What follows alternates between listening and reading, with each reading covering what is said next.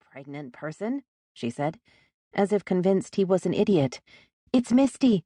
I'm cat-sitting and she's pregnant. I told Ethan I couldn't leave her alone, so he said to bring her in to work with me.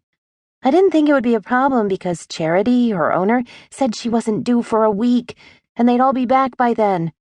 They're in Florida for a charity bike race that Josh is—" The woman drew in a breath. "None of this matters. Misty is giving birth. We have to get help." Ryan shook his head. "Most cats give birth just fine on their own. They know what to do. If there's a problem, we can contact a local vet." "Won't it be too late, then?" She turned and sprinted for the desk by the front door. "I have to do something." She disappeared behind one of the partitions. Ryan followed her and found her crouched by a box containing a short-haired tabby and what looked to be one squirming newborn kitten. "It's happening!" the woman shrieked. "Misty, stop, please. I'll call a vet. I can find a vet." Misty shot him a look that begged for privacy, along with peace and quiet.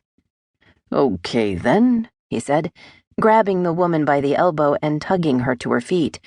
"You need to step back and breathe." "How is that going to help? Misty needs me." "Misty's doing fine on her own. Come on." He thought about easing her toward the break room, but it seemed like the last thing the blonde needed was caffeine. She was plenty wired on her own. Instead, he took her to his small office and settled her in the visitor's chair. He took a seat and settled his hands on the computer keyboard. "Do you know a vet around town?" he asked. She stared at him. "What?" "Yes, of course. Cameron Mackenzie.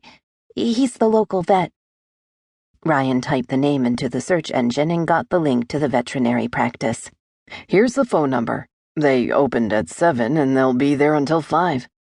He studied the address.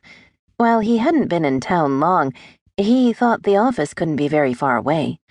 The woman twisted her fingers together. "We should go now." "So this is about you, not Misty, right? Because she's doing fine." Those big hazel eyes narrowed considerably. "Excuse me? Are you saying I'm being selfish while Misty is doing all the work?" "Pretty much." He leaned back in the chair and prepared himself for a heated discussion. He'd always believed you learned a lot about a person by how she handled a disagreement. When tensions ran high, true character was revealed. The woman sucked in a breath.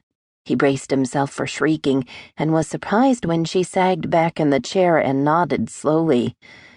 "I've never been around a cat giving birth before," she said with a sigh. "I still think she belongs in a feline maternity ward, but your point is a good one. She seems to be doing fine on her own. I guess I can check on her every 5 minutes, and if she seems to be handling it, leave her to become a mom in her own time." "That seems like a plan," he said, impressed by her ability to be rational, and only a little disappointed there wasn't going to be a show. "I'm Ryan, by the way." Those beautiful eyes widened again, and color flooded her face. "Oh, no. We haven't met, have we? You're the new guy, and now you're worried you're trapped with a crazy person." He grinned. "I'm pretty sure I can handle myself." He looked like he could, Fayrene Hopkins thought, as she stared into amused brown eyes. Ryan was close to 6 feet, with broad shoulders and dark hair. He wore a plaid shirt tucked into jeans and cute rimless glasses. "You're saying if I came at you with a letter opener, you'd be comfortable wrestling me to the ground?" she asked. "Are you going to?" "I'm not into violence. It doesn't move me forward on my 4-year plan. I'm Fayrene Hopkins." She rose and offered her hand. They shook.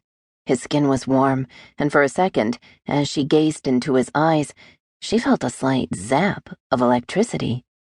She settled back in the chair and told herself no zip, zap, or tingle was going to get in the way of what she wanted.